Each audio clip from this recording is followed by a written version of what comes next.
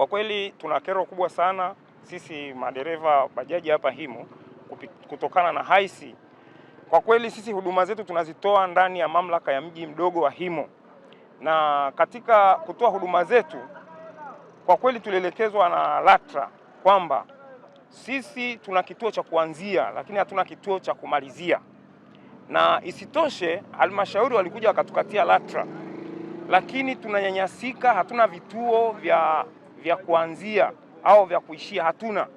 Mpaka sasa hivi tunateseka, na ilifikia hatua sisi madereva bajaji tulikwenda mpaka halmashauri kwenda kupeleka lalamiko letu pale, lakini pale halmashauri walisema watakuja wakae pamoja na sisi waangalie kituo ambacho wametupangia, maana kituo tulichopangiwa kilikuwa sio rafiki. Wakasema watakaa waangalie ili watubadilishie kituo, lakini mpaka sasa hivi kwa kweli haikutendeka, mpaka ikafikia mahali sasa sisi tukaona sasa ni kero, kwa sababu kwanza tuna LATRA lakini bado tunafanya kazi kwa mateso. Ikabidi tutoke pale kwenye kijiwe ambacho sio rafiki tukasogea kwenye kijiwe ambacho ni rafiki, kwa sababu haisi zinatoka Moshi zinakuja zinashusha abiria, lakini kutoka pale wanaposhusha abiria na mahali tulipopangiwa ni mita 1000. Kweli abiria hata kama ni mgonjwa ametoka hospitalini ameshushwa pale anatafuta usafiri wa kumpeleka nyumbani, inakuwa ni kero. Hawezi kutembea, hawezi kufanya nini. Lakini sasa tukasogea hapa, tulivyosogea hapa haisi wakagoma. Baada ya kugoma wakasema kwamba hawezi kufanya kazi pamoja na sisi, lakini kiukweli sisi pamoja na haisi tunafanya kazi kwa kutegemeana.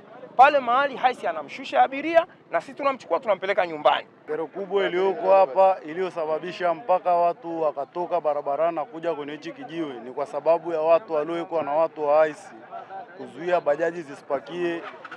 Na maana kama umepigiwa simu au una ndugu yako ameshuka kwenye ile di pale, hauwezi kuja kumpakia. Ukifika tu pale wanakuambia uruhusu kupakia, unatakiwa umtoe, yani atembee kwa miguu mpaka afike Bavaria ndo mchukue. Sasa tunajiuliza, bajaji ni haramu?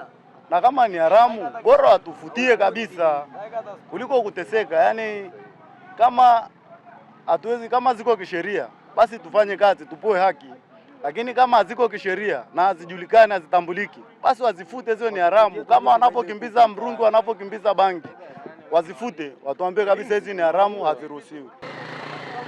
Kuna wenzetu ambao ni wasafirishaji wenzetu wana bajaji, na sisi kama daladala tumekuwa tukikwazana kwa hizi mamlaka kuingiliana kwenye utaratibu wa kusimamiana kisheria. Iko hivi, vituo vya bajaji kama tunavyofahamu sisi ambao madereva tumesomea shule na kujua usafirishaji wao ni vituo ni usafiri wa kukodishwa, sio usafiri wa daladala. Bajaji haina ruti ya kuanzia, haina ruti ya kuishia, kwa sababu ni chombo chake cha kukodishwa. Lakini mamlaka hii ya Himo imekuja kuwafanya hawa bajaji kuwa ni chombo cha daladala, kiasi kwamba kile jambo linasuguana. Tumejaribu kukaa vikao vingi na huyu Teo kujaribu kuangalia hili swala, lakini tumekuwa tukipigwa chenga na siasa nyingi. Mwisho wa siku alipoa eneo moja inaitwa Bavaria, kutoka kituo tunachopakia palikuwa na mita kama 50, lakini juzi Jumatatu sitofahamu wakaja kusogelea hapa jirani yetu sisi hapa Santorini tunakopakilia sisi. Tukijaribu kuuliza wanasema tumeambiwa tuje hapa na mbunge, sijui na diwani au mwenyekiti wa halmashauri. Yaani vitu kama hivi vimetupa nini?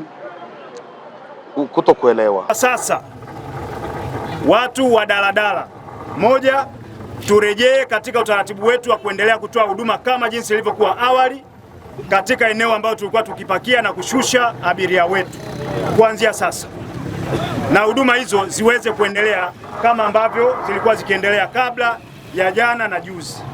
Ndio kama tunaelewana vizuri. Kwa watu wa daladala ambao mnashusha hapa na kupakia na kuondoka, tunarejea katika utaratibu wetu wa awali wa kawaida. Zile zote ambazo zinakwenda Marangu, zinakwenda Mwika, wale ambao wanakwenda Holili, wanakwenda Tarakea, daladala sasa mrejee kwenye shughuli zenu za kawaida katika eneo hili, na watu wa bajaji waondoke katika eneo ambalo walikuwa wakitumia watu wa daladala, warudi katika eneo lao kule, wakati viongozi wao wanakuja kwa ajili ya kuja kuzungumza.